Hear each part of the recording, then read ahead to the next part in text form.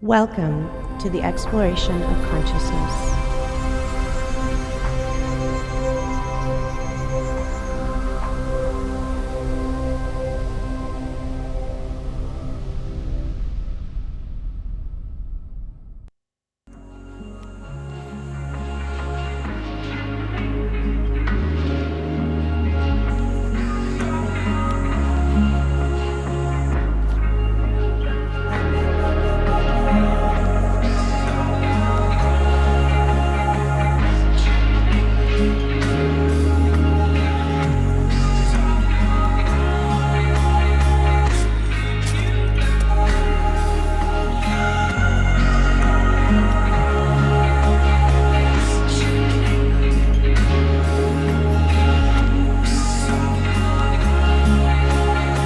Back in the day, any self-respecting physician had what they used to call Physic garden. Physic garden was where doctors grew their own medicine. I've been a practicing physician for going on 40 years now. I've done a lot of school. I have certifications in conventional medicine and what some people call alternative medicine. But out here in the garden, I consider this my real classroom.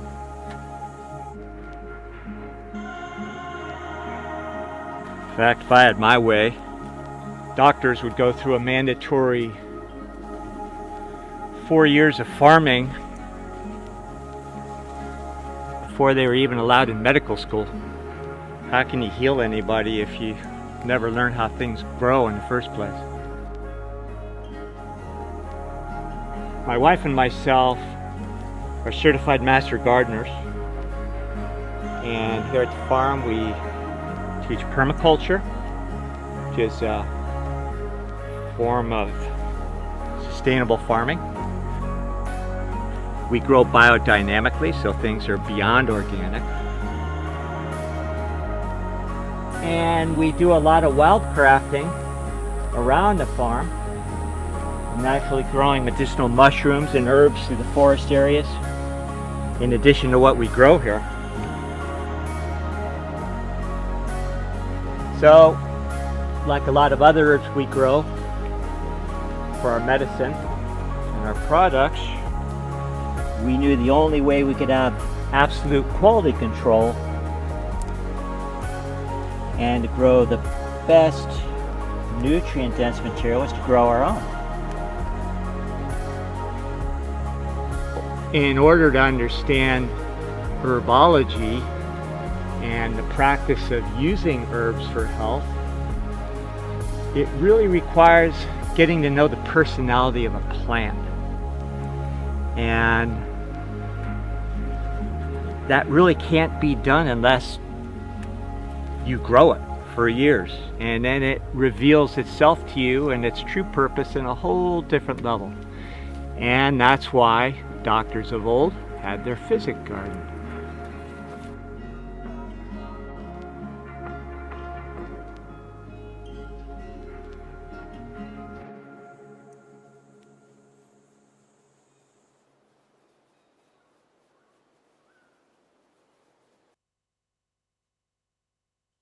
Well, hello, ladies and gentlemen. Welcome back to the Exploration of Consciousness. I'm your host, Matt Presti. I'm delighted to be joined today by Dr. Barre Lando and Mr. Mike Winner from the AlfaVedic podcast, AlfaVedic.com. Gentlemen, how you doing today? Stellar. Wonderful. I'm giving Bear a couple seconds because I know he's on a delay there. Gotcha. I apologize, folks, if there's a little bit of video pixelation, but we're doing the best we can here with what I call almost technology.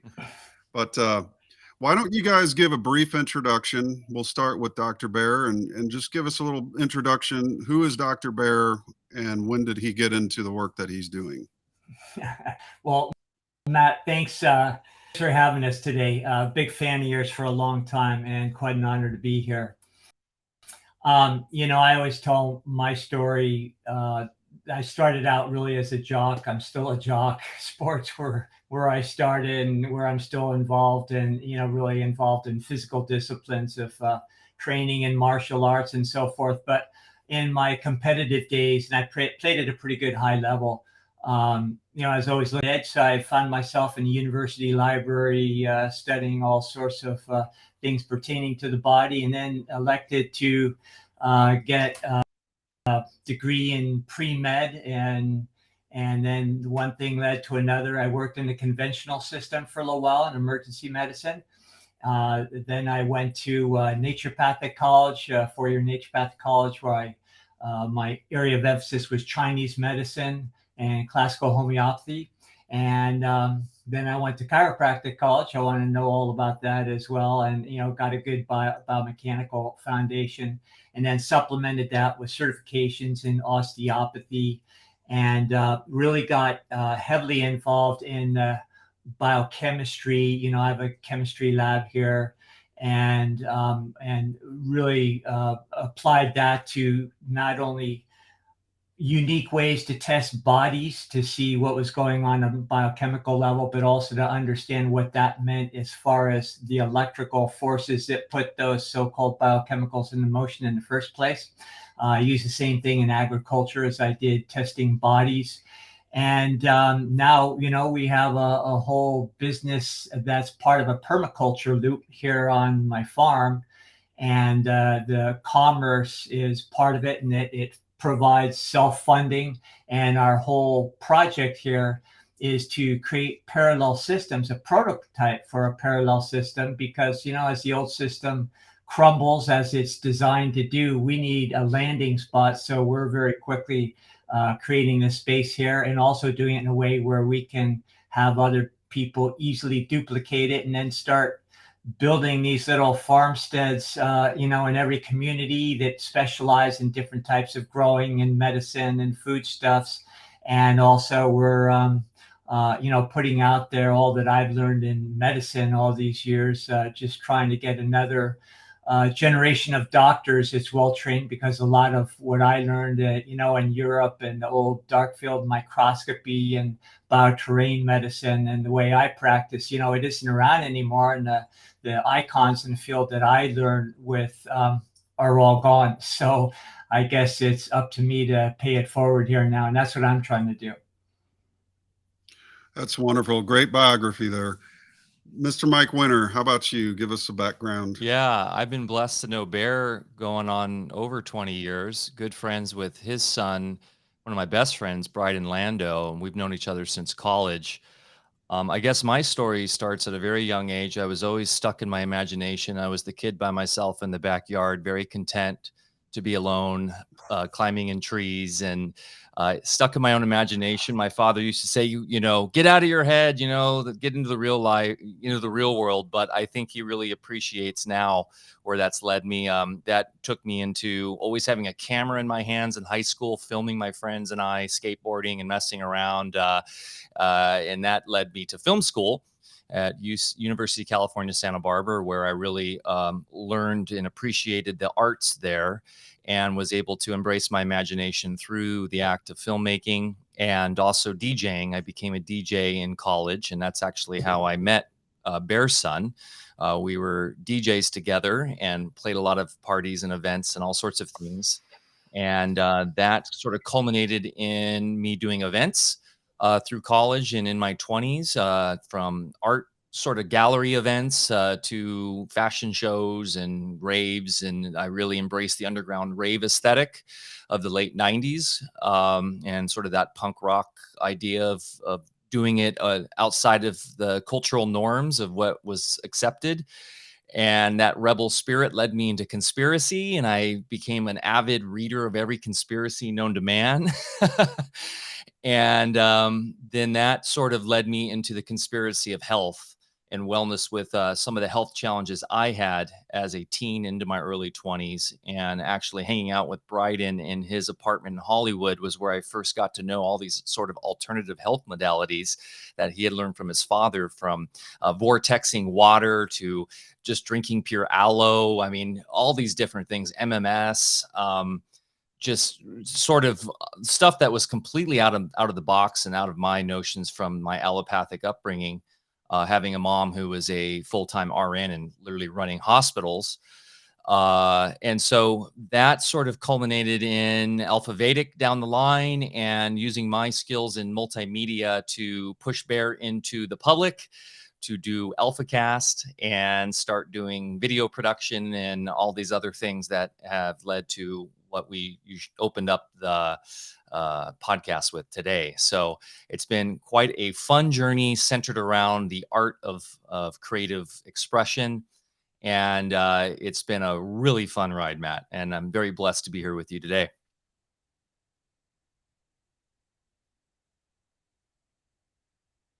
Thanks for that. I found my mute button there.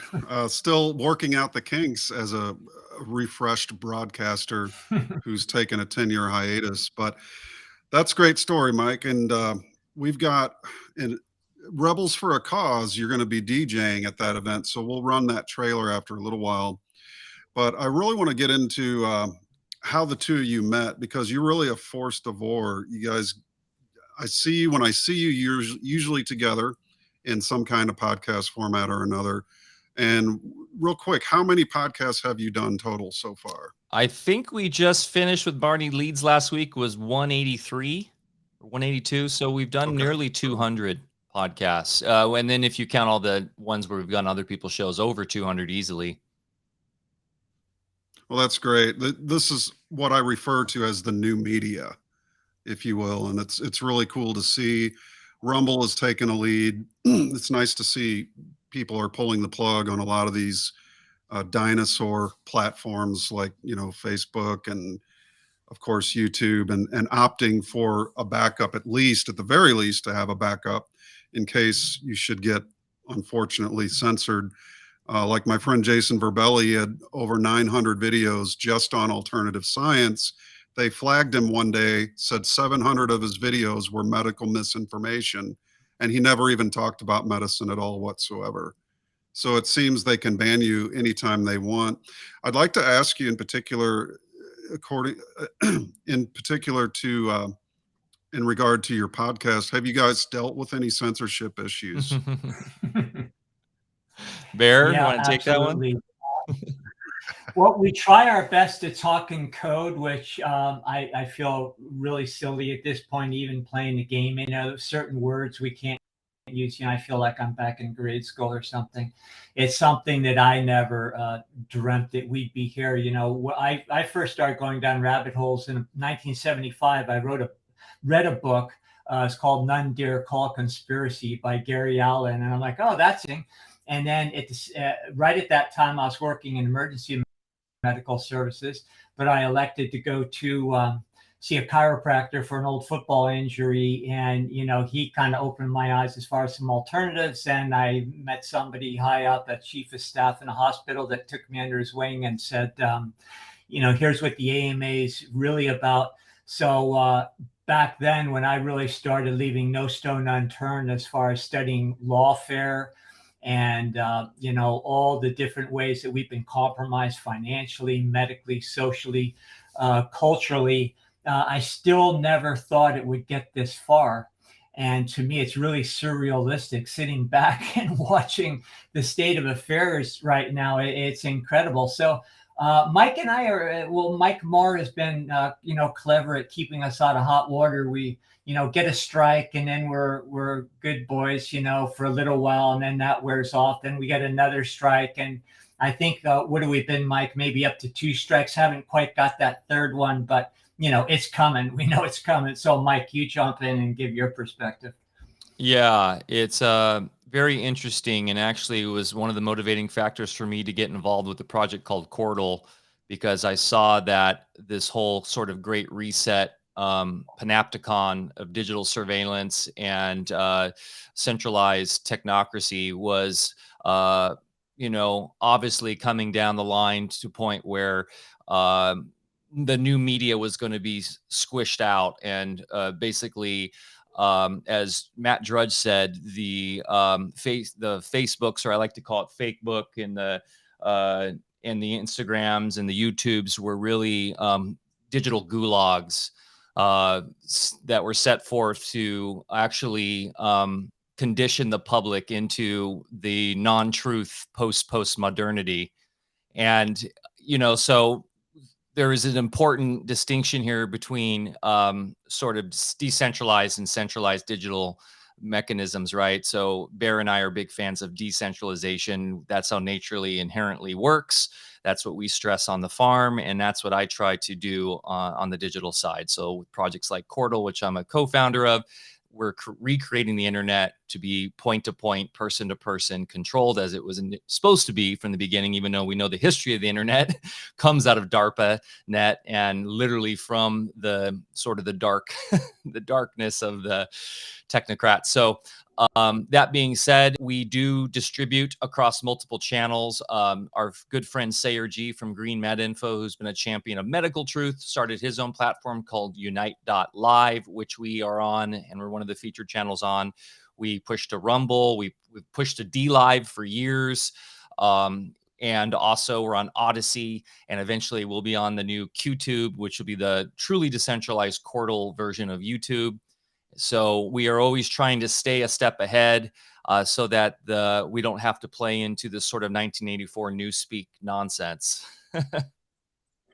So, one final comment, Matt, is that, in the mid 90s, I was heavily involved in the Hawaiian sovereignty movement because I'd really got a strong background by that point in lawfare, and we were helping the Hawaiian nation catch up to speed in ways where they could prepare their case for the International Court in The Hague, which they, by the way, won. Of course, you need an army stronger than the U.S. military in order to force that ruling. But right about that time, too, I was part of a steering committee where we were putting on events where we were teaching people in all these different areas that we're talking about.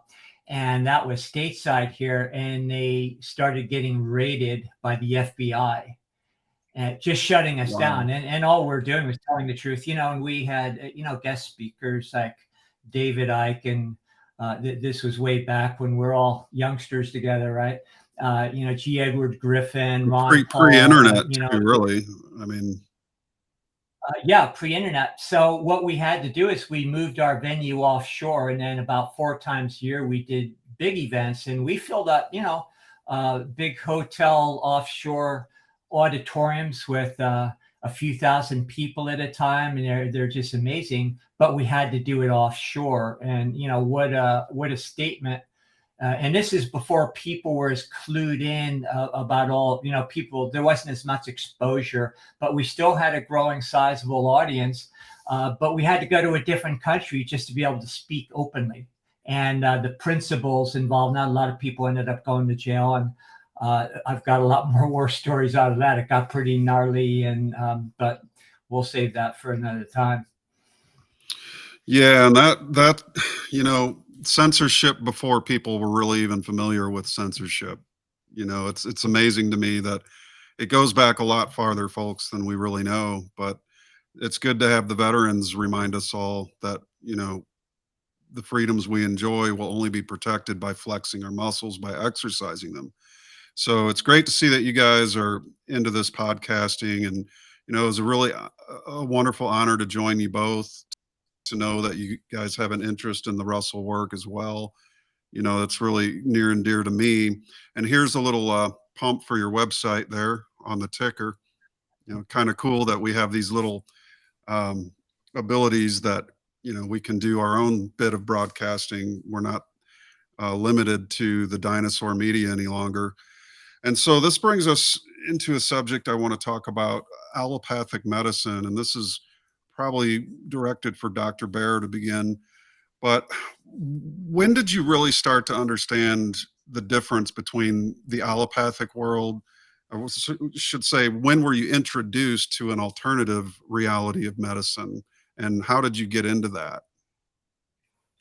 I think I have to go back to my athletic career, because even though I didn't even understand the word alternative medicine, In sports, because I was a little bit scientific about my training, I started studying nutrition and different levels of kinesiology and things that would make a difference in my training, learning about the nervous system and how to, get more effective flexibility and speed training and all the things that I needed.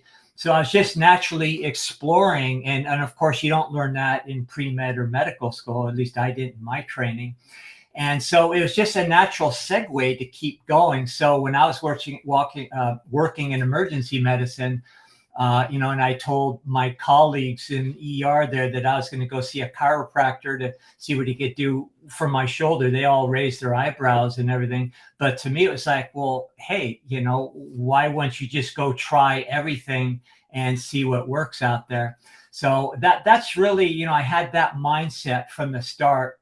And then after football, as even before I went into alternative medicine, I was already engaged very heavily into the martial arts. And of course, you get that heavy Asian influence as far as understanding, the body through the 5 elements, which is another way of saying bioterrain medicine. And then when I finally got into made the decision to go to naturopathic, because after 5 years of emergency work, I just felt like, well, I think I got everything I need over there. And it was a fantastic experience. But what I wanted to do with myself and what I wanted to learn wasn't available any further in conventional channels. So that's why, took a different route. And when you began your journey into the allopathic world, how long was it until you began to do your physics gardens and all your own growing of herbs? It's probably a several decades long journey, I'd imagine. And at what point was it that you realized you have to start growing these things yourself?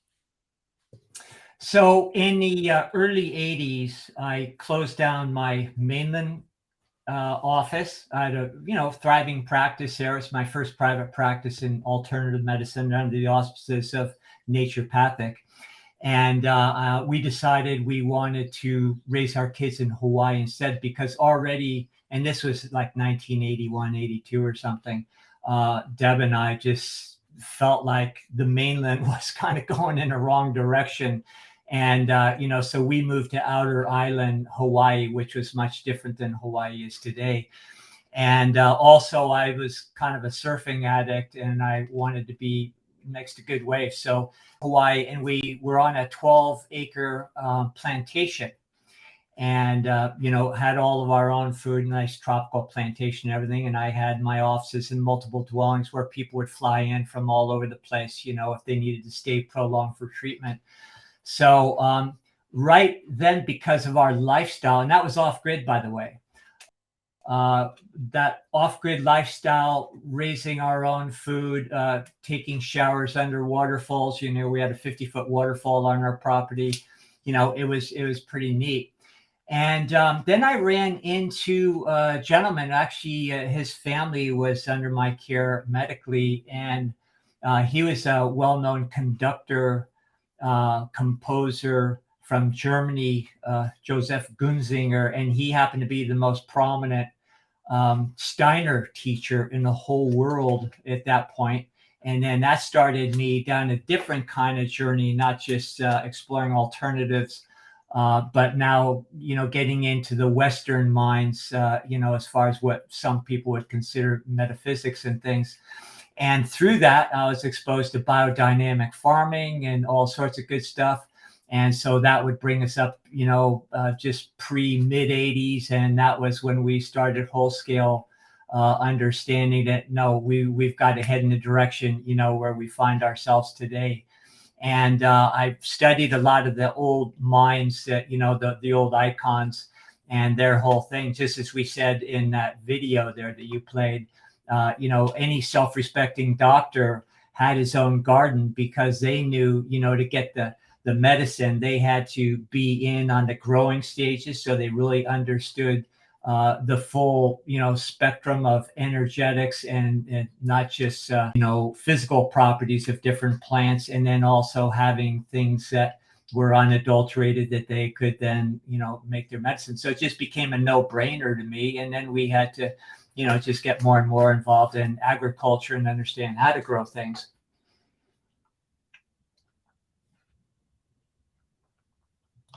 That's fascinating, Dr. Bear. It reminds me of what Lori told me a couple years back. She said that the RX in astrology, actually, astrology for the early doctors was a requirement that they had to read the charts of people in order to even treat somebody. So that's a very interesting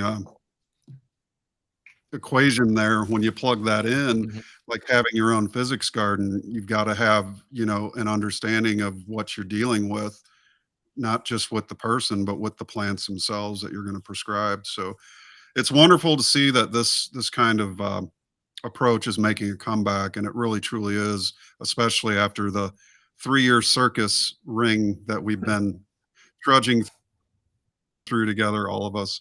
That So RX, that'll Matt, that RX, vision of the pharmacy Deb Lando mentions in the documentary we had done on David Icke's network, was there was a mortar and pestle there, because that was the symbol of, the herbs being used in the medicine. And that's where most the pharmacological sciences came from, was the original alchemy, right? The alchemists. And of course, we know from the conspiracy of science of the early 20th century with the Rockefellers and the oil barons, they replaced that with petrochemicals, which is now what most of the allopathic remedies are. You don't go to an allopathic and leave without your white slip, right? Right. Yeah, in a way, the answer to the future is the past, Oh yeah. in a sense.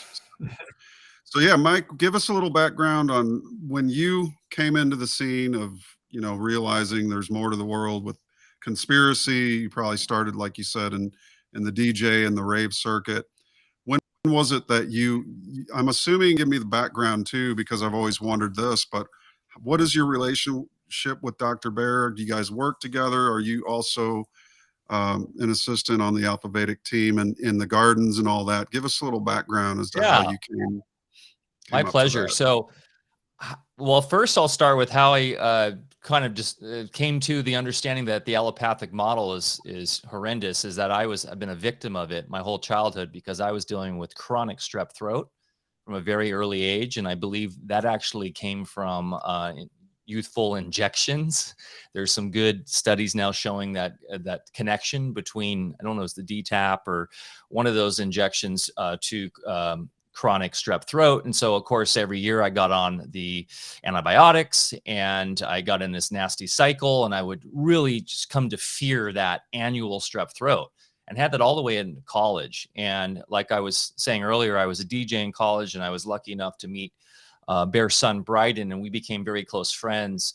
And going over to his place, there was a time where unfortunately I came down with that affliction, and he had all these alternative modalities. And I asked him, like, how do you know about this stuff? And he's like, oh, dude, you got to meet my dad. My dad's like super deep into all this, has been an alternative physician for decades. So that culminated in me calling Bear and having long discussions, meeting him in person. This is in my early 20s. I was also good friends with his other son, who lived in Santa Barbara, and we got to hang out at his son's house, had, Bear, if you remember, late night session talking about UFOs and metaphysics and all this stuff. And that kind of, I was like, wow, we're on the same level on so many things. And really it's our thirst for knowledge and truth.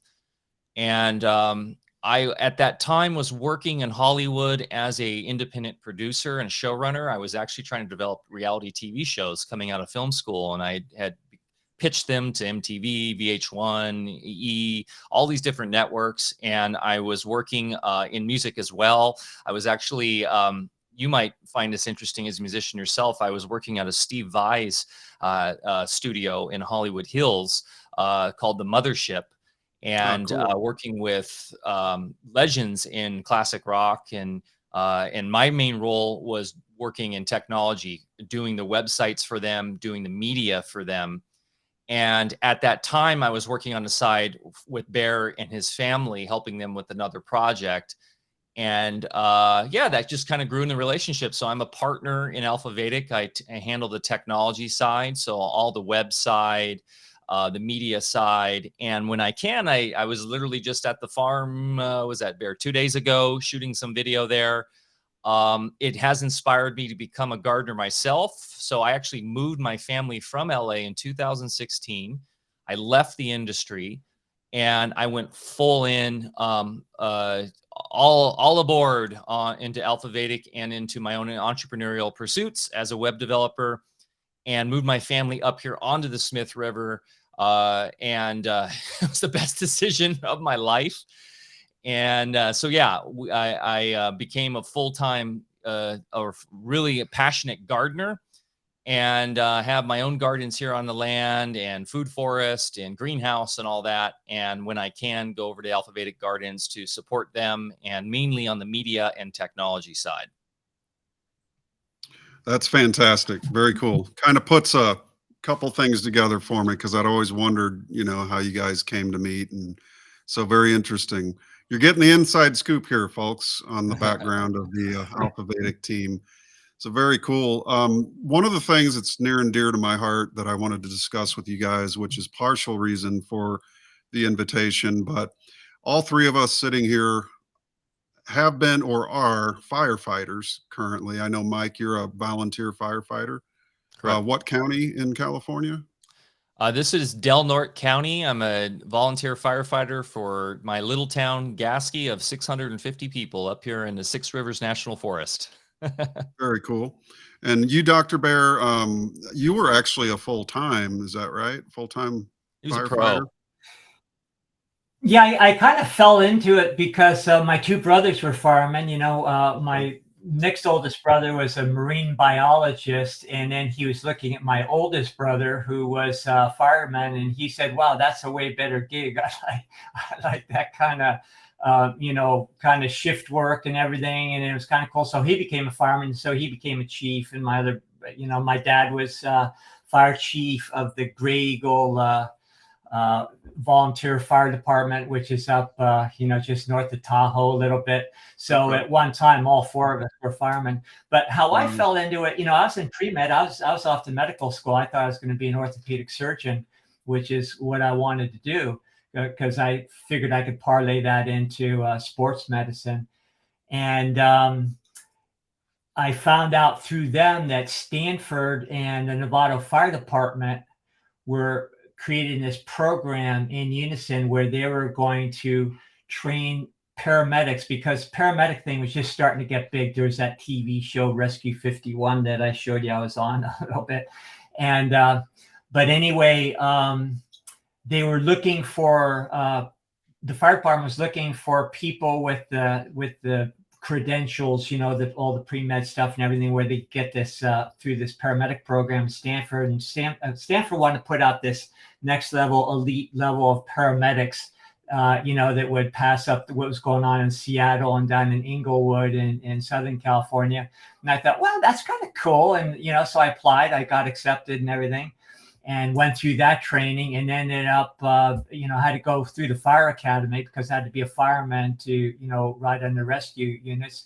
And so for 5 years, I was a full-time fireman, and, engineer, tailboard, did the whole thing, because every third shift, I had to just pull fire duty, and 2 out of the 3 shifts on, I was riding the paramedic unit, and they gave us a little break because as paramedics were up all night and everything. And, a lot of times you're with the firemen too, but you usually got a little better sleep. So anyway, that's how I got into that.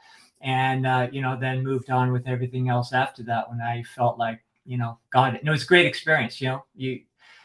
That's the one thing I'd like to say. I'm not anti-emergency medicine or any of that kind of stuff. The unfortunate thing is that kind of critical crisis intervention care, which is where AMA shines, because if you're dying and then keep you in your body a little bit, and that's what I used to do. But the unfortunate downside is they showcase that, so in everybody's psyche is, oh, medicine keeps us alive, we need it, And then, of course, they apply that same crisis intervention mentality to everything else they do. And the fact is that the large majority of people seeking medical care is for chronic degenerative conditions and not for, crisis intervention. So, but, it's a great showcase that, gives people the confidence that a lot of folks still have in the AMA.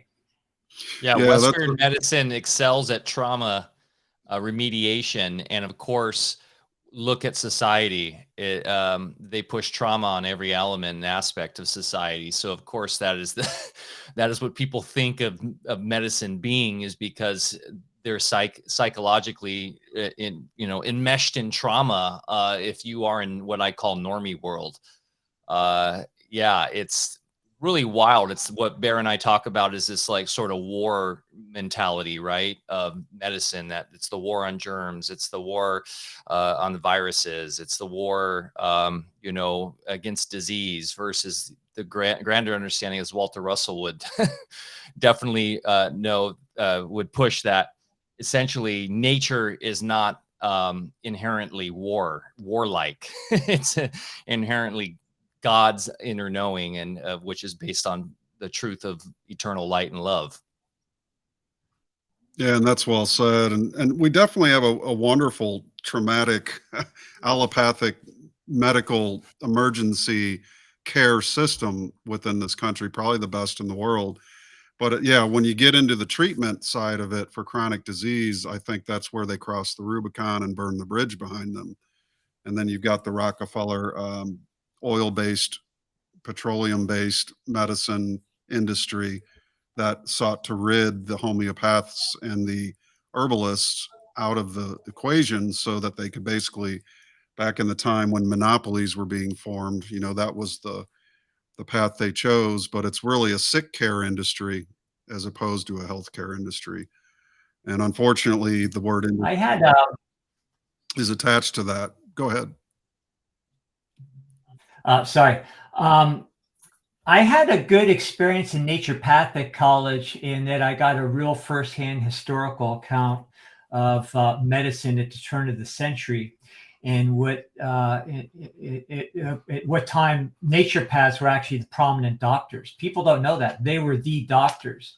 And when these new young upstarts came along under the Rockefeller system, nobody liked their medicine. It didn't make people feel good. They're very unpopular. So of course, the only way to get rid of the competition is to get rid of the competition. And they were ruthless about it. Now, when I was in naturopathy, every Friday at the end of the school day, we had a big auditorium and we had an assembly, and there was always, really cool guest speakers and everything. So I sat there and I got to know this old guy who was in his 90s, who was a naturopath. And he used to come sit next to me. We developed a little friendship. And he told me all these stories about when he used to practice back then. And he said, look, I'm here because I'm marveling at the fact that you people are openly learning naturopathy again out in the open without getting thrown in jail. And he told me about how he spent ample jail time, how naturopaths were literally killed. The most extensive alternative library of medicine in Philadelphia, a building 4 stories high, was burned to the ground. And he just said, I didn't even mind going to jail because there's a lot of sick people in jail, and I just treat them. But families were persecuted, their personal homes were burnt down. It was literally a witch hunt. And that's a part of our history that's been totally erased. I wouldn't have, I knew there was that stuff going on, but to hear it directly from a person who lived through it, and just to see the light in his eyes in his later 90s, where he's just stoked that, wow, maybe my efforts were in vain, because he saw a new generation of us learning. And now naturopathy, unfortunately, if you go to any of the major schools and, where I went and everything, they've all been standardized and compromised. Same thing with chiropractic. So it's been lost again. And what I consider a lot of the alternative practitioners, and no slam on them, good people with good intentions, but they're really practicing green allopathy. Bear, wouldn't you say though, I guess you could say Walter Russell talks about the pendulum, or the fulcrum with the lever, and the lever got so extreme, it is coming back.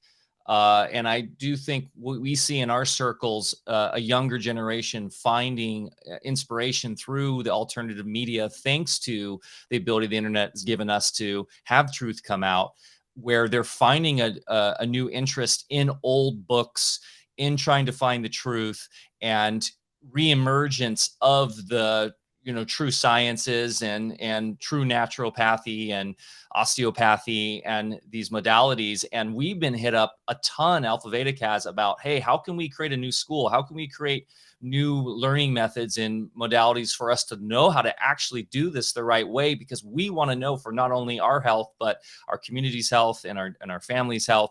So I will say the pendulum is swinging back in a big, big way. And that's the essential nature of reality, is that you have the swing, right? Because we have, and this is why I love Walter Russell, we have immutable truth. The immutable knowledge of God can never be erased. No matter how hard the dark black magicians try, it is there, and the seeking of the soul will come out, and it will cause that pendulum to swing the other way. And we're witnessing that now.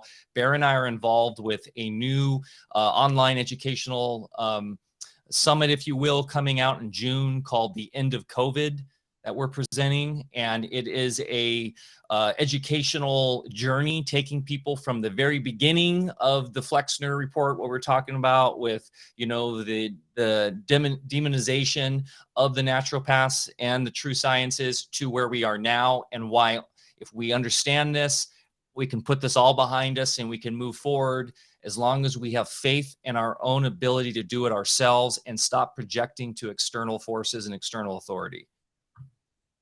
That's very well said.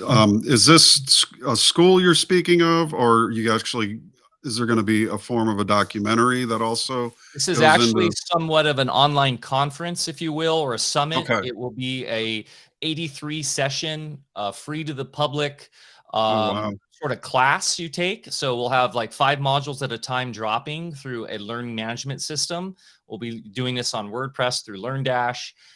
And so it'll be free for 21 days, and then you can opt in to own it forever for $77, as low as $77. We also have an option for people to pay it forward to others. And very exciting, Dr. Lando's involved, people like Dr. Cowan, Dr. Andrew Kaufman, Dr. Kelly Brogan, the Baileys, Don Lester from What Really Makes You Ill, and just phenomenal people like James Tunney, if you're familiar with the philosopher. So we have people from the alternative sciences, the real sciences, philosophers, real medical practitioners, people that are seeking truth, and bringing this out to the forefront. And really, it's the true sciences coming forth. And I couldn't be more excited about what we're seeing happening in the 2020s now, thanks to the coronation ridiculousness that happened in 2020. Yeah, I think that was a booster. What is the website for no that? pun intended, Matt. Booster. Yeah, right. Do you have a website for that conference? Yeah, so it is the endofcovid.com. You can sign up right now. It's just a landing page where you can just join a mailing list. You'll get notified when it launches in May. And Bear is going to be talking about his entire career as a bioterrain specialist and really educating the public on what that means. And Bear, you could touch on that maybe a little bit right now on this talk, because this is truly where we need to go with what Bear did for 40 years in a clinical setting. We're talking, we can get very sort of, mental, if you will, or about allopathy, but Bear actually saw it, witnessed it in the real in front of him in his clinical setting, in terms of what he was actually doing to help bodies heal through the true sciences. Yeah. What we're doing special here at the farm is, we have a brick and mortar situation here. So not only can we teach in real time what we're actually doing and demonstrate, the end product, but also in my lab, making, spagyric medicines, and also, passing on different bioterrain medical concepts with actual demonstration. One of the things we're going to be doing here very soon is creating a new sound studio, because in my clinic I had a whole room that was dedicated just to, sound and light therapies and geometries and things. But it wasn't just woo-woo kind of stuff. It wasn't like wearing pyramids and and that sort of thing. It was Right. actually understanding the science behind it and really getting demonstrable, predictable results. And I saw literally thousands of people over 40 years, and at one time in clinic I see 30 people a day. I had whole staff, medical doctors, myself as my thing. So I kind of orchestrated. We had, physicians of every type. And so I don't have that anymore, but here at the farm, we're now doing workshops so that we can have a select amount of people come in for any of the things we're teaching, from lawfare to agriculture to medicine.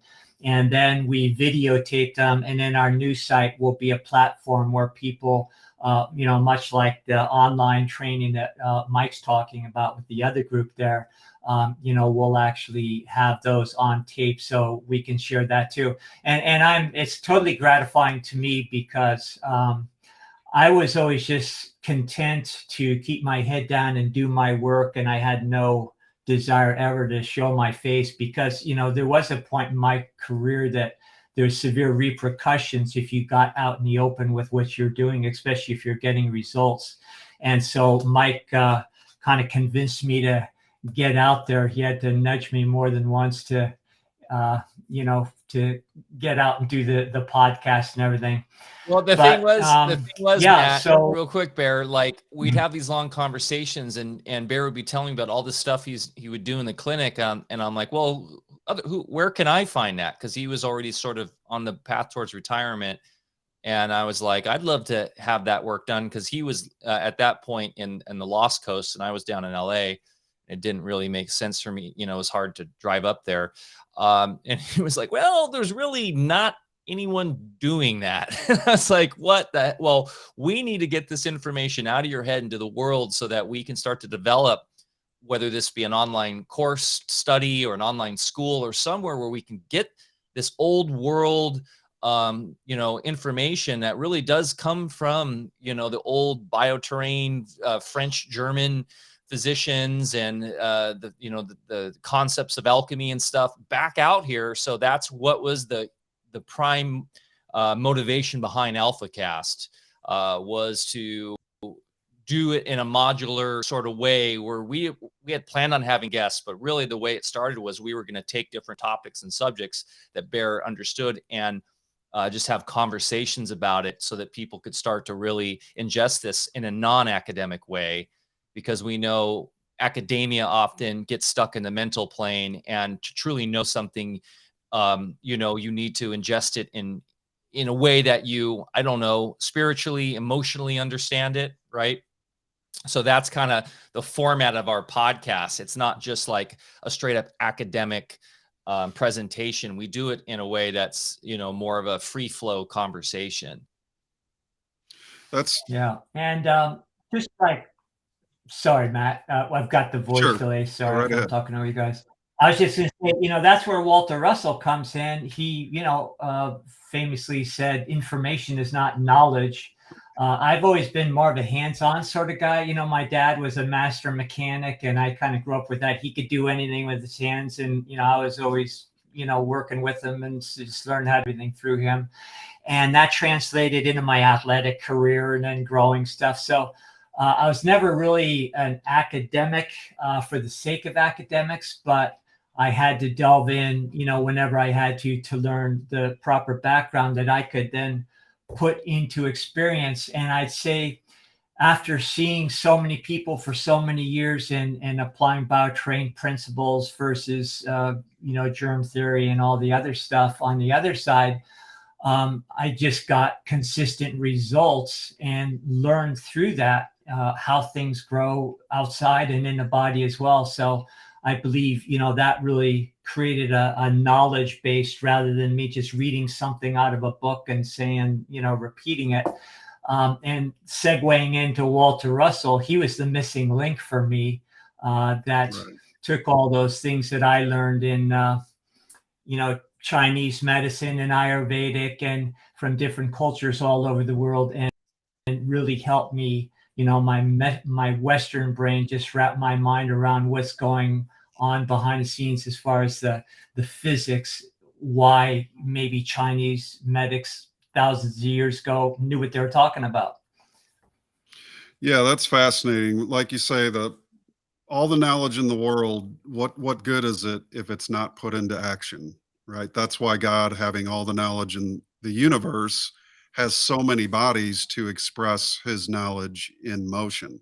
And there's trillions times trillions times trillions of different bodies in existence that express that knowledge of the divine. It's something beyond fathomability. But ultimately, for the human race, we knew everything there was to know about a certain subject, but did nothing in terms of practicing it. It would be useless. It would be stillborn. It would not exist. So it's great to see the AlfaVedic podcast. And when I think alpha, I think ALPHA myself. But you got to kind of have that alpha attitude, even as a female, to get. That's what gets you out into the garden with a shovel, digging a hole. It's good enough. It's not well enough to know how to dig the hole or what tool to use, but to actually get out there in the dirt and start digging with your physical body. And the harder this, call it what you will, this order of chaos, not out of chaos, but it literally is chaos and suppression and every other kind of evil, basically, that wants to shut down the human mind and imagination and supply it with an artificial generated reality. They can squeeze that clay all they want, but always out of the fingers comes that clay squeezing out. And I think no matter how much they try to suppress it, to hold it down, to put a lid on it, they're just helping the cause along. And as you said, back in the turn of the century to the 19th to 20th century, there was such suppression. People's lives were not safe to go against these, large conglomerations. But ultimately, here we are in the 21st century, which is really a 21st century for humanity more than anything. It's getting back to our human roots. The answer to the future is the past, they say. Practice it in the present. So there's more of this alternative knowledge and information that is exploding, especially since the last 3 years has really spurred that along. 9/11 was certainly a shot in the arm for people to get creative. That's before the massive censorship. The internet was such a new platform that I don't think they really knew how to censor. At least they didn't have the technology which was developed, which is what the AI is, more or less a kind of mental police force, if you will. These algorithms, they latch on to certain phrases, certain words, and then you end up in a digital gulag or a ghetto of some sort, an internet ghetto. But in the reality of the world, as Mike said earlier, the pendulum always swings back. And that's something I too learned from the Russells, that this is a universe of balance, of cause and effect, and that nature, not man, holds the right to the reaction. And so man, as much as he is a part of nature, may be the very reaction that nature demands of other men's causes. So they can do all this stuff they want, but nature will use man himself to react or respond. First responders out there, we will respond to this onslaught against human freedom, liberty, and the right to basically be yourself in a world that wants conformity, absolute conformity. So I commend you both for the work you're doing, and I'm really excited to hear endofcovid.com. Let me roll that graphic again, but that's not up yet. It will be active in the future. I'd love to have you guys. Matt, it's theendofcovid.com. You'll see it there. Okay. Yeah. I got you. The end of COVID. Well, that's what Yeah, I have edit buttons for, brother. Yeah, you'll see a fun graphic there. The whole kind of There we go. thing is that the show is now over. We're putting an end to the show, and the idea that, you know, the whole COVID pandemic and this is nothing new under the sun. I mean, AIDS, you know, everything and throughout the 20th century, all the quote unquote pandemics, were always sort of the same narrative rolled out. And as technology developed through television, well, radio and television, they use those mechanisms to create the narrative, and it's all fiction. So we are now turning that up on its head. On, you know, as we were talking about with the internet allowing us to do this, now we're flipping it all on its head with its own technologies against itself to educate people about this. And so now finally the show is over starting June 20th. And you know, when it comes to practical applied knowledge, that's really where the rubber meets the road. So to me, it's, you know, when I talk about bioterrain medicine, it's not a theory. Germ theory is a theory, but you know, when you're in real life with bodies over time, things just work a certain way. So the proof is in the pudding. And also you're able to go well beyond the medical theories. And in fact, after a while, you laugh because it's nonsensical. But what's happened is the academia has trapped people on the mental plane. And this is a real battle on the mental plane. So they have all this, you know, the black magic through mental concepts and controlling people through that. But if people would just sort of open their eyes, you say, okay, I'm going along with this program, but I'm getting sicker, you know, I'm getting dumber. You know, it's just the whole world's going downhill. But then those of us that did things a little bit different, we're saying, wow, it doesn't have to be that way. In fact, we've proved it to ourselves. You don't have to be sick. We aren't a victim of anything. And the big difference between, if we want to say them and us, is that, you know, the magicians they're trying to hold universal law back, which is like trying to hold the ocean back. Meanwhile, we're drafting it. We've got it at our backs. And it's no contest. It's really no contest. And the only thing we have to do is get rid of the fear, and then they lose their hold on the mental plane, and we're free forever. And that's what's happening now. And as Mike is saying, you know, it's the pendulum is definitely going back in the other direction, and you can't stop it. One thing I'll say, and of course, the ultimate. One thing I'll say too, Matt, is, and I applaud you for being a voluntarist in terms of in the fire department, but that is one of the reasons why I became a volunteer firefighter is I had no plans on doing that, to be honest. I moved to this small town, and one of the nurses who works with my wife, she is a captain. She's found out I was an able-bodied young man here, and she's like, you got to join the fire department. I was like, I have no idea about anything related to being a firefighter. I am a DJ film producer from Hollywood. What are you talking about? But she wore me down, and I realized that, you know, it's not about necessarily the tools of the trade, even though I've learned those over, you know, years of training, but it was about challenging yourself in kind of radically reinventing yourself, which I think is a really important aspect of growing as a conscious human being. But two, volunteering and not giving into the fear of I'm going to mess up, and volunteering to help people, I think is really important. And that's what a physician is supposed to do, right, Bear? Is the whole idea is putting yourself out in service to others is how we end up winning in the end.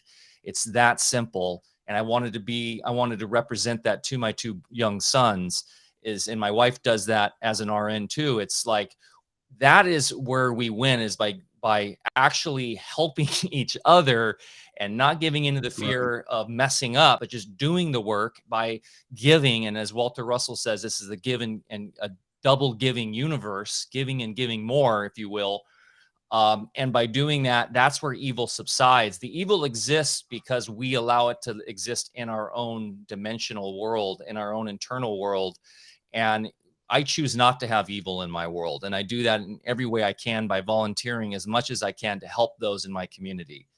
So That was one of the Yeah. big inspirations for me to do it, even though I got to be honest, that first meeting, I was like, what am I doing here? And I was a little scared. I was going to mess up. I was going to hurt somebody, going on a call, especially a medical call. I still don't like going on medical calls because it's not my background, but I force myself to do it when I'm available. And I tell you what, man, it's been extremely rewarding. That's beautiful, In brother. our, And I got the same, pretty much a very similar story, but I wanted to give back something for the goodness of my life, and I was thinking Yeah. how what can I do to serve my little rural community? And in much the same way, a gentleman came up to me and said, our volunteer fire department could use some help. You look like an able-bodied fella. I think he used the same words. Would you be interested in joining? And so I went to a meeting, and I had always loved fire trucks as a kid. I'd go run into the corner whenever they'd come out on a run. And so it was natural for me to just want to get into that. And I never gave it any thought, but that, a year into my training, we took a wildlands course, and one of the top instructors in the state of Missouri, he lays this out on everybody. There's some 25, 30 people there. He said, I just want you all to know how much I appreciate each and every one of you, because as I stand here teaching you this class and telling you my appreciation for you, I want you to know that volunteerism in the United States is at an all-time low. And that really hit me. I just said to myself, well, there's a good reason why I'm here then. Not only is it at an all-time low, but you can be an example to your grandchildren, your children, your nieces and nephews, your friends, family, people who think that there's, oh, what can little old me do about anything? You don't necessarily have to volunteer for a fire department, though the neat thing about fire departments is they are kind of like the heart of a community. A lot of benefits happen at fire departments. They raise money. Some great percentage of fire departments in the United States are volunteer to begin with. So you can volunteer and help raise money for the department. You can volunteer at churches, feed the homeless. There's a lot of different things people can do that, is a giving for giving situation. And when you truly practice the art of selflessness, it doesn't mean you're selfless your entire existence, but when you're able to, even if it's just a few hours a week, which is what it amounts to for most volunteer fire companies, I would think, unless you're in a more obviously crowded area. But that is really one of the great benefits, is that, we're putting a dent in that low number of voluntary people filling positions in society that helps others out. And so that's a really good thing. I commend both of you for your service. Thank you for it. And I wanted to ask in particular a question regarding the terrain. There's a site that I recently got turned on to called BigglesonAcademy.com. It's holographic blood. The answers are in the blood. I was curious, did either of you, have you heard of Dr. Biggleson, and what are your thoughts about the holographic blood idea? Yeah, the Bigglesons are great friends, and they have launched the Biggleson Academy. I was honored to be their very first speaker, on their very first episode, and just had a talk with Josh. We go back and forth quite a bit, but he's going to come stay with us a little bit here in 1st of May. He's bringing his microscope up because I'm getting tooled up here to get a new microscope going, and I got my room all fixed up for it because my old one, kind of got beat up over the years, and so I'm ready to upgrade.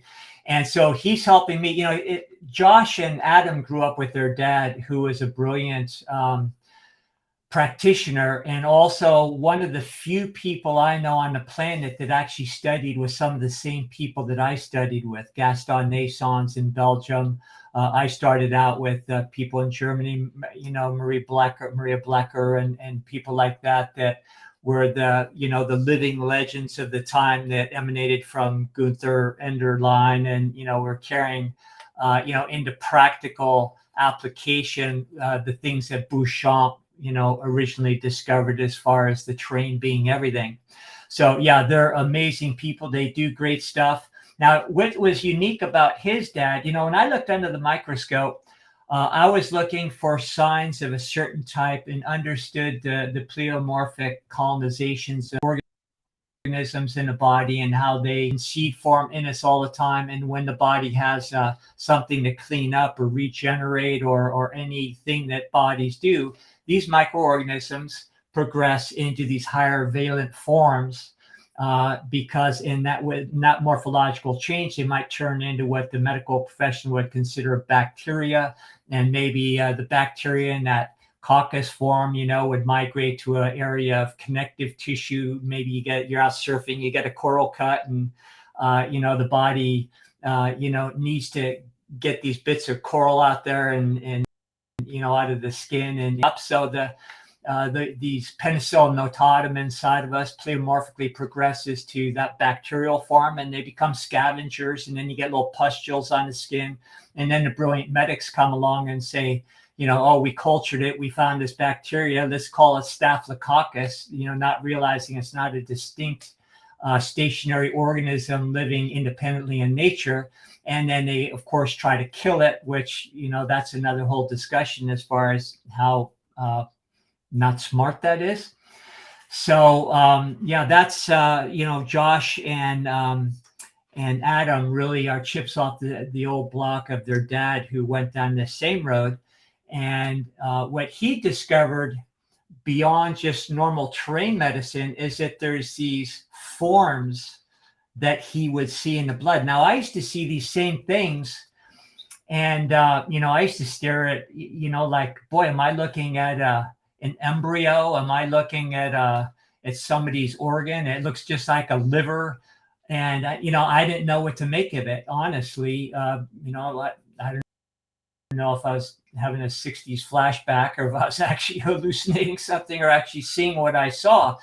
And so his dad really documented time after time that when somebody comes in, say, with a broken bone or something, you're going to have the holographic representation of that in the blood. Now, to understand that, it doesn't stretch my mind. What we're seeing is real, because, everything operates on resonance. We can get into Walter Russell's, understanding of how those things pass through, and, that same resonance will outpitch or as above, so below. So if the resonance of a broken bone, a femur head or something, is happening in the body, that is a real resonance. That other forms, especially those forms in the blood, are going to coalesce according to that resonance. Just simple cymatics. That's all you have to understand.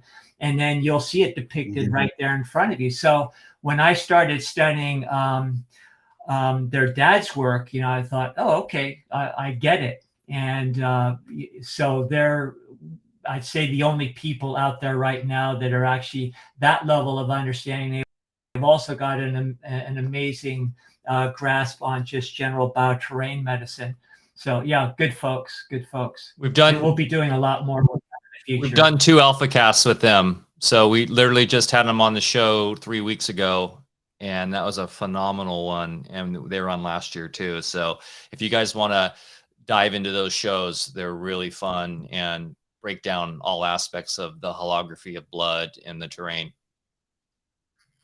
And the blessing about the internet is that, sorry, Matt, I was just going to say the blessing is, getting out on the internet. It's brought all of these minds together, and we're all working together behind the scenes. And it's nice because not only can we collaborate, but we don't feel like lone wolves anymore. We realize that, we've got each other backs. We're sharing information, and we're all on the same page. We're circling the wagons together, and we need to right now. Yeah, I'd call that the holographic internet, right? I mean, Yeah. we're literally building a parallel society, which is in its embryonic phase, but it's definitely being built.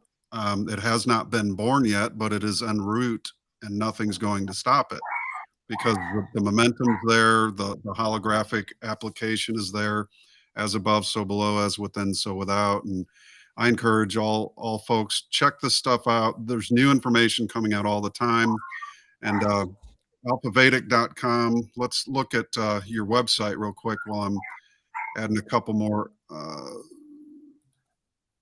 caveats of info here. This is the gardens. This is just a beautiful expose. And I'm assuming, Mike, you are the webmaster behind this site. Is Yes. that correct? Yes. And we're very Okay, close to well, launching actually our new site. It'll be updated, and it's actually going to be including an entire community platform as we move off Patreon, because we do have a private membership that people can join. We're calling like an online co-op. We have a couple of different levels there, and we have an executive membership where we meet monthly on Zoom, and people can ask questions to Dr. Bear and myself. And great community, by the way, just phenomenal people in that co-op. But we're once again staying a step ahead. Patreon has been infamous for censoring and shutting people down. So, and also it just doesn't feel good to be on those platforms, those digital platforms. You're giving your dollar, your hard-earned dollar, to some Silicon Valley technocratic controlled system, right? So we have been working on this for quite some time, over a year, and we'll be launching that soon. And so the website, it will have a bit of an update on in terms of the style and design as well. But we are continually adding products. There'll be products specifically geared just towards the private co-op as well.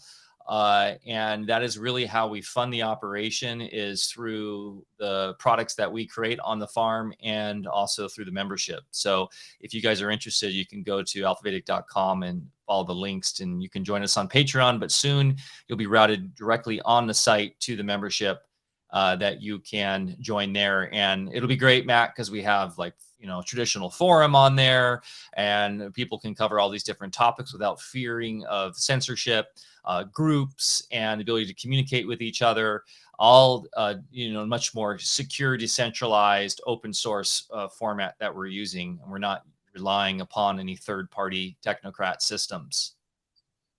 yeah, indeed. Great website, guys. Great effort. I was sorry to hear about Patreon, because I had held that in high regard and was even considering joining it at one time prior to being so busy. But ultimately, when I had heard you say that, that's why I did not go that direction. Instead, I went with Rockfin. But you guys just got to shop around out there. There's some really great platforms that, don't censor, and hopefully won't in the future. But yeah, great organization. I wanted to touch real quick too, unless either of you had anything you wanted to add to that, anything about the site before we move to the next section. Did you have something, Barry? The only thing I was going to add is that, my intention is to teach people how to make their own medicine, grow their own medicine, and make it. Now, the members in our new site will have access to a limited amount of things that I make in my lab. But what I make in my labs, can take months, and some of the things actually, a couple years. Just because of you duplicate nature in certain ways. And even though we're speeding up the time clock that maybe would take nature, a few thousand years, it still takes time. So it can't be mass produced. Right. But yeah, the products we have now, we still follow the old spagyric mindset. I say spagyric because it's really the alchemical understanding of both the quantitative and qualitative side of science, and the qualitative side has been removed. And spagyric medicine, you have to appreciate those other levels of reality, and you can actually capture that quintessence. It's called in old school alchemy what Walter Russell would maybe call the creator. And you can capture that in your medicine so that it works mind, body, spirit. So we need a whole bunch of people that know how to do it on their own, and not just rely on somebody on the internet to mass produce stuff for them, because it's never going to work as good that way either. Indeed. Had a question for you. Minerals for the genetic code. I believed you had mentioned that in a previous podcast we did, but that was probably, if I recall correctly, an influence for you that helps you also to discover Walter Russell. Is that correct? Charles Walters? Yes. Yeah. There's that. And I think there's a strong basis as far as all those minerals, and especially when you see how they correlate with the genetic codons and things. And, genetics, we talk a lot about it these days. Genetics aren't predetermining factors that make you who you are. They are after effect reflections of our consciousness and where we've been. And so, but the minerals in that perspective will kind of, it helps you understand how everything mirrors each other, everything from genetic material, minerals in nature. I'd say my strongest influence on that level has been more what we call biochemic medicine, that was started by Schussler, and what we call the cell salts, but that's been developed to a much, much deeper level to understand how each of those 12 primary cell salts carry the resonance that are the capacitors that carry that, resonance that's projected from overhead in our realm. And then that is necessary in our bloodstream all the time, because if you know what each of those 12 components do, it explains how every disease known to man is created when one or more of those is deficient. So disease, really, bottom line on the physical level, is a deficiency situation, not a disease situation. So basically an unbalance. Right. So if you have, for instance, lack of oxygen in the tissues, and maybe you're bringing in more humidity, if you're in a humid environment, say you're somebody from the North 50 and now you're down in Central America somewhere in a humid environment, and you're breathing in much more moisture. If you don't have enough, for instance, natrium sulfuricum in your bloodstream, then those fluids are going to accumulate, and the body is going to have to get rid of those, get rid of that accumulation or that excess. And it does it by speeding up the pulse, because there's also an oxygen deficiency that correlates with that. And then also it helps the body, just eliminate and get rid of excess fluids. And that way it's like 5 people trying to do the job of 10. So the pulse speeds up. You have the mechanical friction that happens with a fast pulse. Now you get fever and chills, and you happen to be visiting a tropical area, and they say, oh, you have malaria. But in reality, a microorganism has nothing to do with what we call malaria. And then when you find out, well, I take quinine before I go down, or when I'm down there, and it kills this alleged bug that creates malaria. But then you find out that, amongst other things, quinine is very high in natrium sulfuricum. So when you start to connect the dots and understand these capacitors that we call the elements, that are representations of the 12 constellations, you really start to understand how the body works. And it's a microcosm of what's going on above our head all day long. And probably why the indigenous people don't get malaria. Yeah. Right.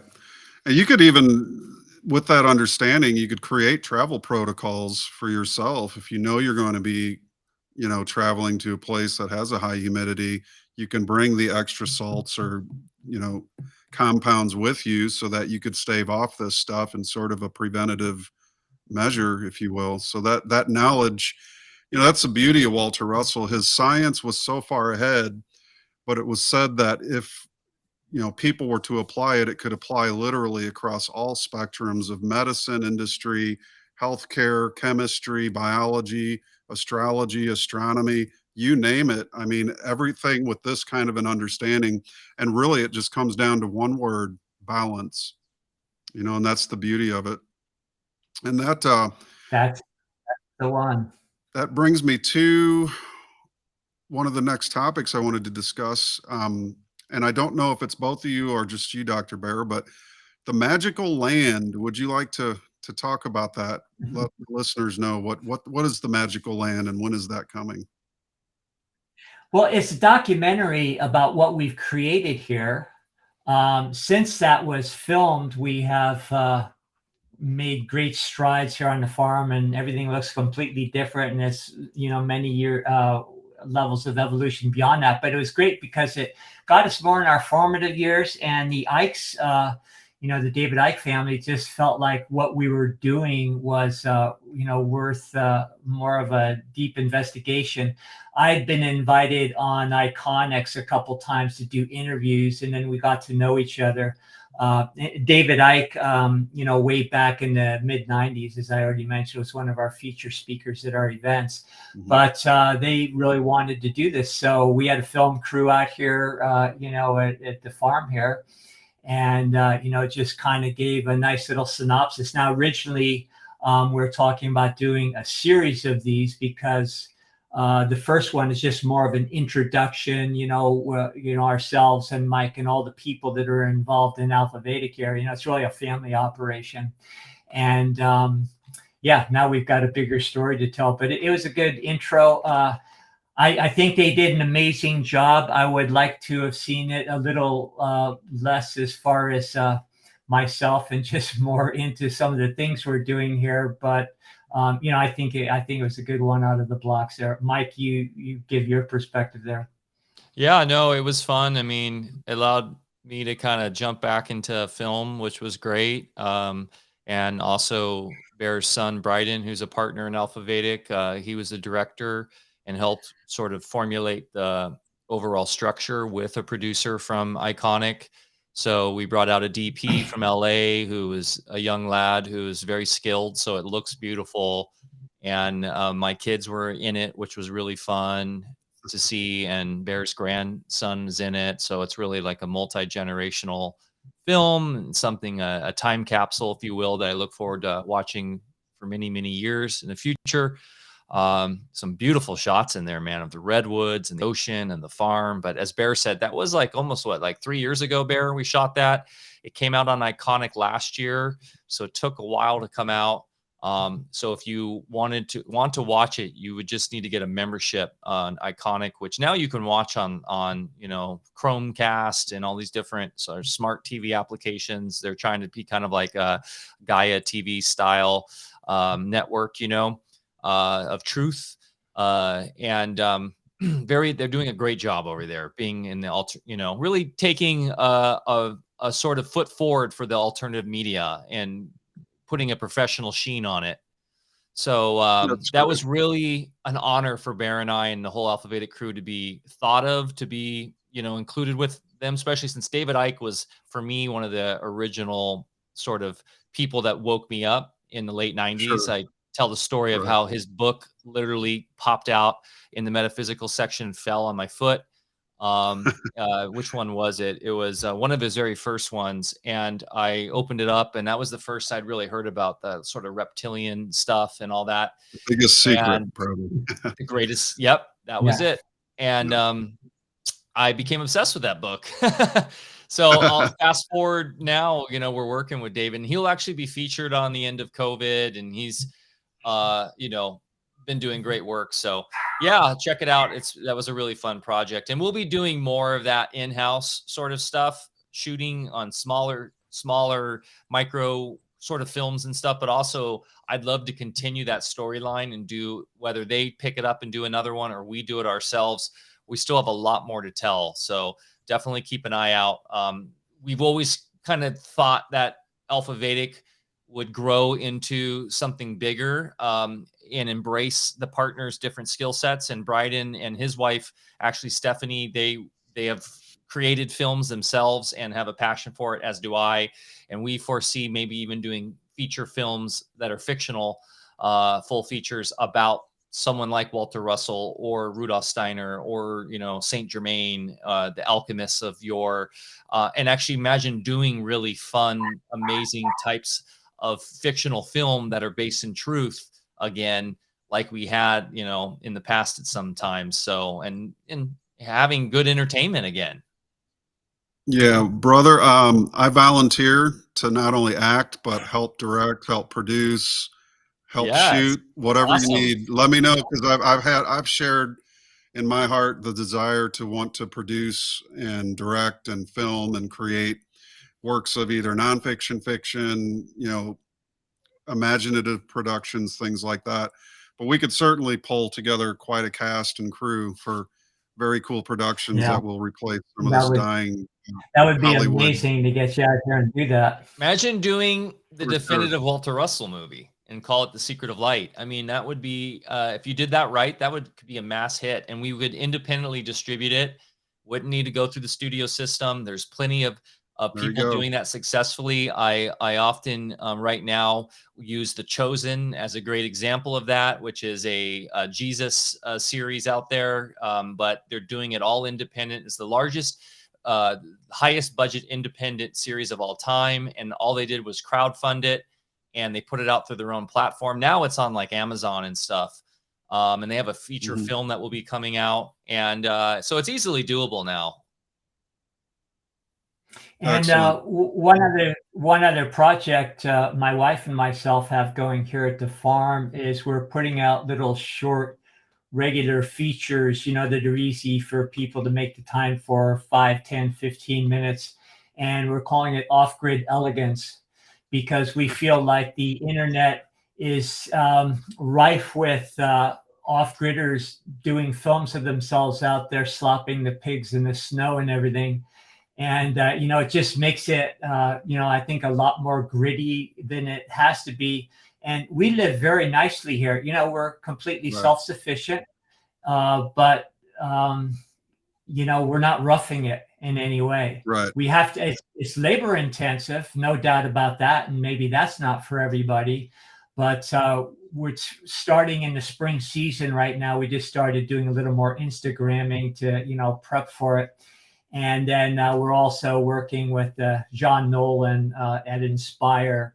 And, they're going to be coming out here too. And we're kind of teaming up with other kind of power couples like themselves. And, could be including a lot of them in the footage as they come out here on the farm. But the main thing is starting in the spring season, just being able to look over our shoulders daily and see what it's like living this lifestyle, growing stuff, and just doing what we do. That's an important point you brought up, because a lot of people, when they think of homesteading, when they think of being off grid, they immediately think of Mountain Jack, somewhere in the deep wilderness, who's getting stuck by thorns and attacked by bears and eating berries that are poisonous. I mean, that's typically what, like you said about allopathic medicine, people tend to be traumatized by the whole. That's what makes it necessary to a lot of people. But with the same off-grid homesteading, things like that, people tend to think the worst: sloppy pigs and wet snow, right? But really, that's just the kind of fear perception of, I guess it's the work maybe that more than anything, if you understand that, like Walter Russell would say, the hardest part about getting anything started is the beginning, right? The first, leg of the journey is the first step. Getting a steamship up to cruising speed uses the most energy. But once that ship is up to cruising speed, it doesn't take as much to keep it going. And I think that's an important point you made, Dr. Bear, because, so often, literally, people do think that homesteading is just the worst kind of living. It's hard. It's you're out in the elements, you're getting rained on, but it's not that at all. It's really just getting to that point, getting up to cruising speed. But if you guys are good with it, I'd love to roll the Magical Land official trailer for the listeners. And if you guys want to take how long it is, so you'll see the countdown. If you want to take a short break and grab a little drink, and we'll convene on the other end of this and wrap this last half hour up. So we'll see you guys in just a minute. This is the Magical Land official trailer. Stand.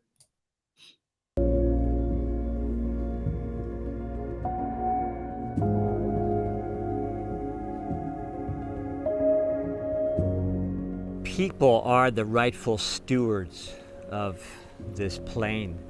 It's our job not to just take care of it and leave it in better shape than when we came here, but also to make it more magnificent. I believe all of our problems have started as we've become more and more disconnected from nature. And there's a lot of talk these days about the biome, a living ecosystem inside of ourselves and somehow in communication with the biome of agriculture. From day one, I was always considered a bit of a troublemaker by my teachers and my parents. And you know, in hindsight, I think I understand that a little bit, because there's something in me, for whatever reason, that just didn't want to conform. I was bored with the normal schooling and the way things were done. And I just always wanted to search things out myself and make up my own mind. When I was 9 years old, my mother was diagnosed with cancer. A very proud, energetic woman, and I watched her over a 4-year period just reduced to a shell of her former self. And of course, she had adopted conventional medicine, chemo, nuclear, and so forth. It just basically destroyed her body. And I can't help but believe that that had an impact on me that largely shaped not just my career choice, but how I chose to practice my profession. We could see, as the world of medicine went into more drugs, we felt like, no, we could see even back then that it needs to get back to balance, back to what nature provides for us. And so part of what we're doing here is to go back to the roots of mankind and its collaboration with Mother Earth. If you just observe, there's an absolutely breathtaking magic of symbiosis that occurs in the forest. It's diversity at its best. It's funny, when I lived in Los Angeles, I never thought I would be someone who's practicing permaculture every day and planting my own seeds and have a greenhouse like this and having my kids grow their own food. It's so important, and so much you can learn just from growing, farming, and observing. Then you'll know exactly how the body works as well.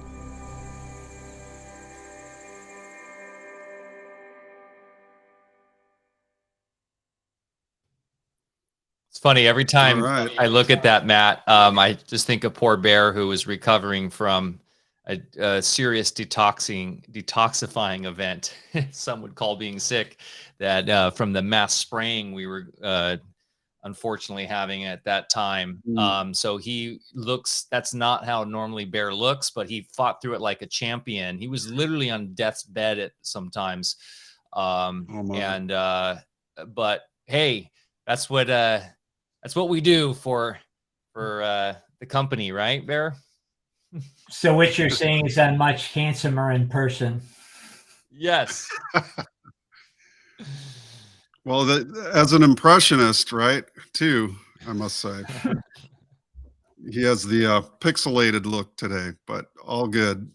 So yeah, that's a really exciting trailer. I'd like to check that out for sure. The end of COVID, so many good things you guys are into and have going on.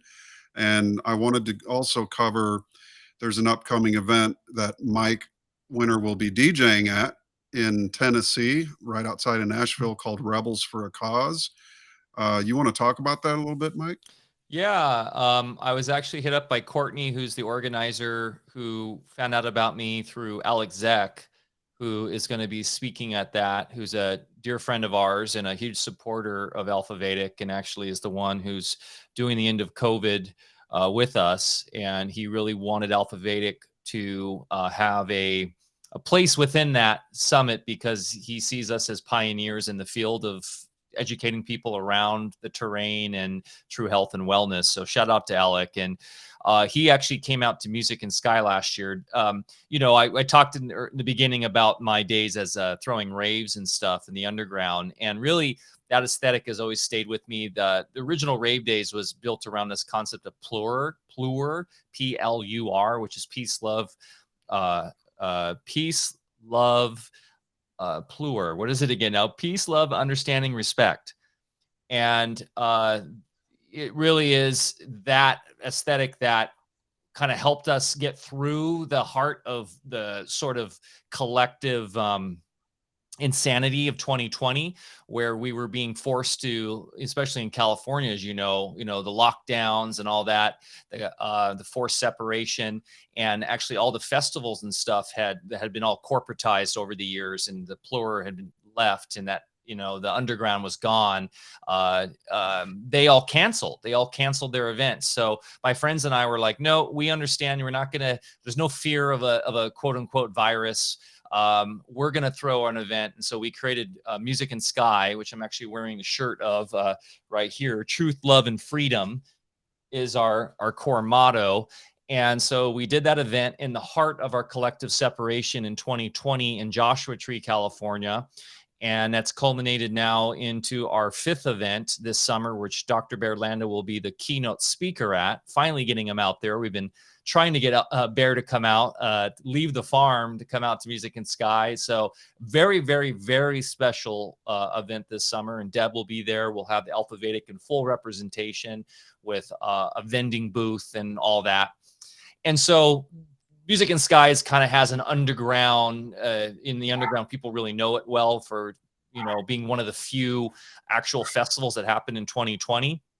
And so it's really grounded in wellness and health. We do ice baths and breath work, and it's a very sober event in terms of there's no like, a beer garden or any of that stuff. It's not like a music festival. It's really more of a conscious sort of freedom gathering, but it's grounded in this AlfaVedic ideas of wellness and true health and understanding of who we are.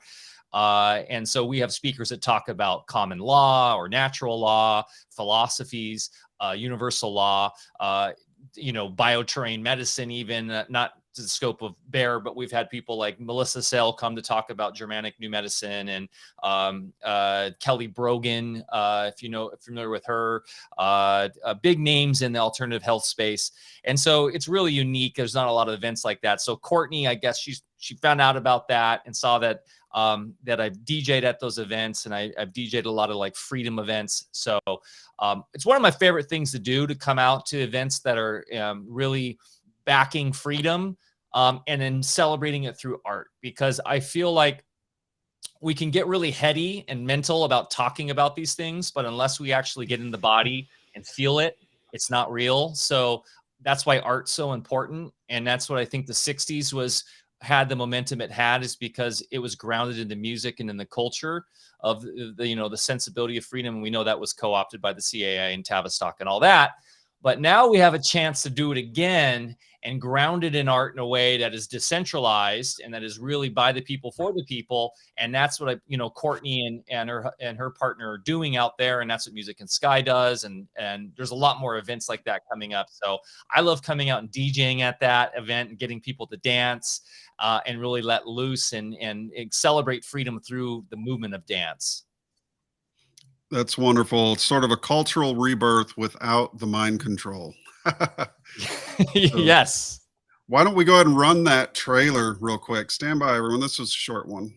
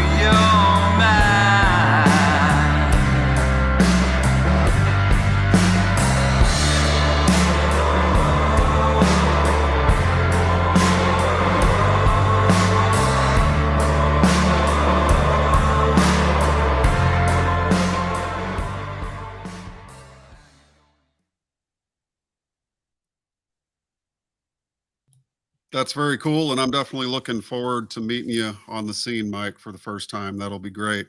I think I'm going to be speaking. So Awesome. I wasn't able to gather a group together. I'm not all that well rehearsed on the solo aspect of things, but I think I give a pretty good presentation on the power of mind, which is what I aim to do. And Lori will be tagging along with me. And are you going to drive to that, or are you flying out? I'm flying out. We got my Right. tickets already. So I actually get in Thursday because I'm DJing the VIP party on Friday. And Cool. then I'll do a festival set on Saturday or Sunday. I'm not sure when. And then probably on the festival set, I'm going to play a freedom themed set. So it's going to be super eclectic around songs of freedom. Yeah, it's a really important theme these days because literally our freedom does hang in the balance. Our freedom to choose our own way to practice our health, our sanity, our gender, right, given by God and nature, our very own outlook on how we see the correct use of knowledge, uh, building and creating the parallel system that's going to replace this dying beast system. And one thing we talked about earlier was the need for imagination, which is so important, and how a cultural revival, a renaissance, really is what we need. Um, the limiting factor of things like this, the cell phone, is that the apps are designed by people, and those designs, by their very definition, are limited. They're limited to the imagination of the app developer, and you cannot go beyond the walls of an application. You know, you can only operate within the confines and constrictions of the said application. So that's what's so important about getting your kids out in the yard, out into nature, because nature has no bounds, no limitations. The imagination behind nature is boundless. It's the divine itself. That's why men such as Walt Whitman and others have written such incredible works of poetry. The most divinely inspired writings on planet Earth have come from the inspirations of the thinking behind nature, which is really truly boundless. So the apps, again, limited imagination. It's sort of a walled world, which is only the AI generated outlook of humanity, but we can certainly go well beyond that. And we'll start to wrap this down a little bit. I'd love to get your guys' 40,000 foot view on where you think we are and where we are heading as a human race, and what we can do to spur us along down the right road toward human growth and human expansion. Either one of you take the floor. Go for it, Mike. Okay, well, I'll start. I'd like to say we are on a great precipice right now where we get to decide what is going to happen for the future of our kids in terms of the digital versus analog. And, so I work in the digital space, pushing decentralization as a means to get us back into the analog, because I believe the great technologies of the future will be based on analog technologies. So right now, we're dealing with a grand deception that science is what they say science is, when really we know it's more of the religion of our day, scientism, as we like to call it. And there is a great awakening happening. I truly believe that. I see it in my children. I have two sons that are turning now, 10 and 12. And while they play within their Oculus and in the digital realm, because that's the nature of society and they want to explore it, they also laugh in the face of it.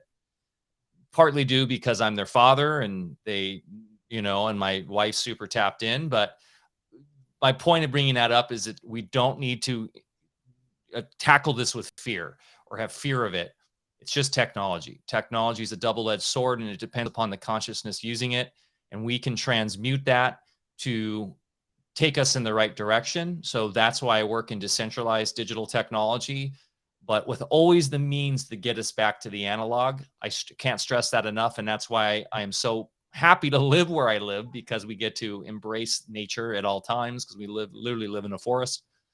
But on terms of the 40,000 foot view, we are at the great precipice. We know that entities like the WEF, the World Economic Forum, which is a Malthusian construct where they use this fear of population, basically the overeating the resources and basically relegating humans to parasites, are trying to trick the world into thinking that we don't have power and that humans are machines and that the new gods that are coming is the AI.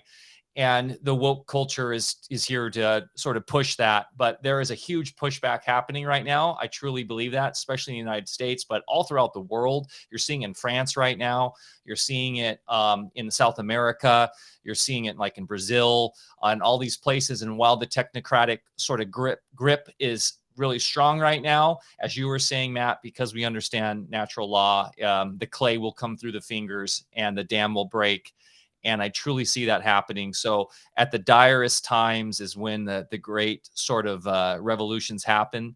And I do see that happening. And it is in part thanks to the sort of micro media, alternative media application that is happening through little shows like this. There's thousands and thousands of these all over the world happening right now, these conversations, and it is affecting the field. And that field of awareness is growing rapidly. It is transcendent, and I am very positive for the future. Well said. Dr. Barre? So I think it's important now for us to understand that our victory has already been won. Just as each of us go through cycles of incarnation, reincarnation, and it represents us as far as our journey on the individual soul level, but we also have oversouls of collective groups of people, nation states, and even a nation state, what we would think of as a country, has a destiny. And there are the highest levels of consciousness that are behind this. And again, they do not know failure. So the victory was assured from day one. What we are witnessing, though, is the fact that we were granted individual free will to either go contrary to natural law, which has consequences, which we're paying for right now.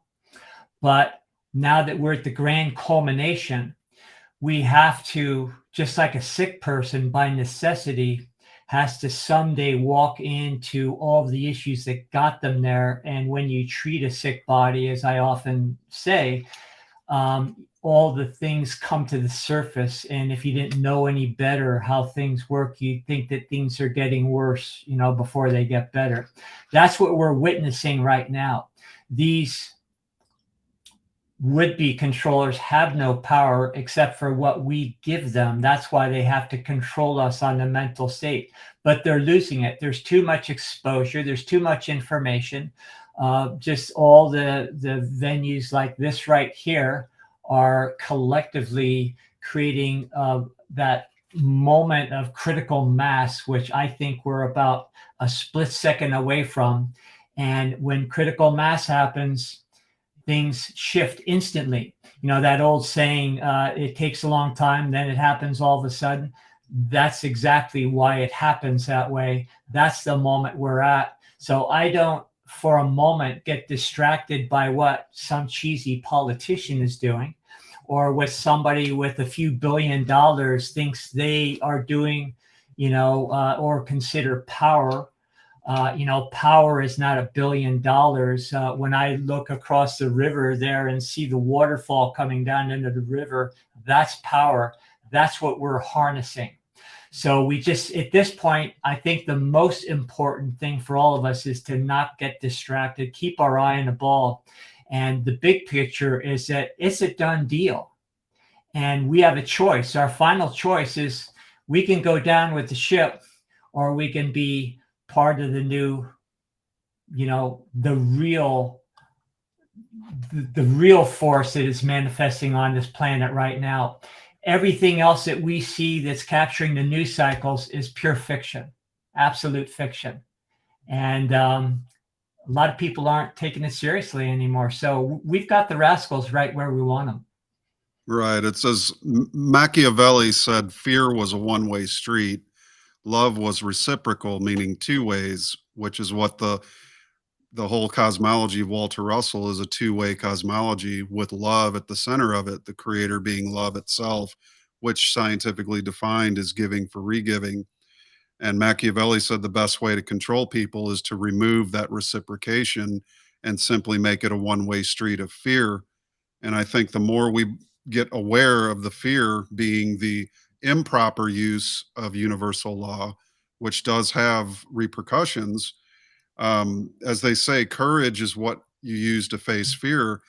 But once you develop your strength of character, you don't need courage anymore, because that strength of character will get you through any situation, no matter what it is. And that's a great message, Dr. Barre. I really appreciate it. Why don't you guys give out your personal websites if you'd like? How can people contact you? What do you have coming up in the future? Please share any pertinent links. Mike, do you want to do that?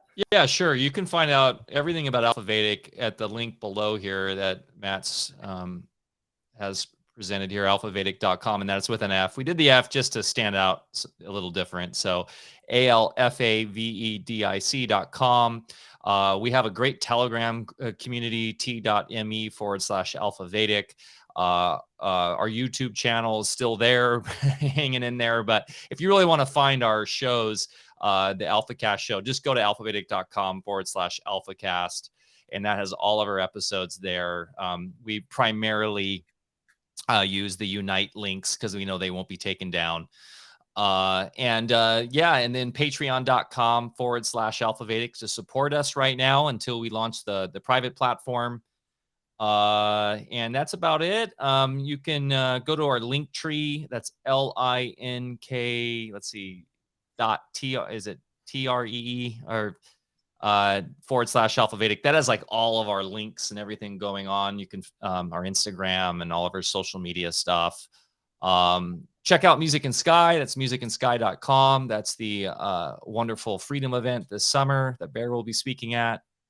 And looking forward to seeing you, Matt, in person very soon. Brother, I will say this. I'm going to give you a big hug when I first meet you. So yes, be ready for that. It's going to be great to finally meet you guys. I've held you in high esteem for a long time, and I'm flattered by the comments, Dr. Barre. I've never been very good with compliments, but I appreciate you throwing me some credit there for the Walter Russell introduction. I'm flattered. I'm just doing what I can to help this world, as all of us truly are in our hearts. And I think, together we're going to make a real dent and make a difference. And that's really what it takes, the love, the reciprocation of giving for regiving. And, that's truly the selfless way to be, is to first help yourself, because you can't really help anybody if you don't get your own house in order. But once you get balance within yourself, you balance your home, then you work on the neighborhood, join the volunteer fire department, join volunteer at the church or the home down the street, whatever it takes, folks. It's really the time for action, I would say. Don't you guys agree with that? It's time to start really getting in an action mode in this particular time frame. But it's been great to join you all. We'll have to do this again. Mike, I'll see you near Nashville. Yeah. In just about a month and some weeks. So looking forward to that. And everybody, you'd like to check out some more work by these guys. AlfaVedic is the link, and I recommend them highly. They're great, informative, very educational, and we're looking forward to the end of COVID.com officially. That's going to be a great site. I think Lori definitely will be very interested in that. So make sure to share these things far and wide, and I'll send links out once this interview is uploaded, and look forward to another discussion down the road. I appreciate you guys very much. Thanks, Matt. And we appreciate you. Thanks, Matt. You got it. Folks, until next time.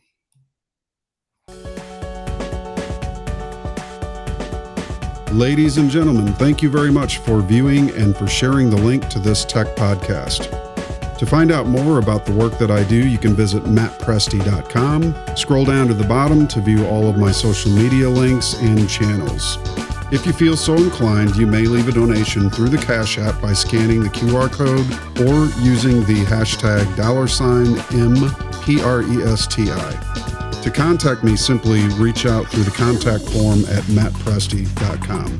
Thank you so much.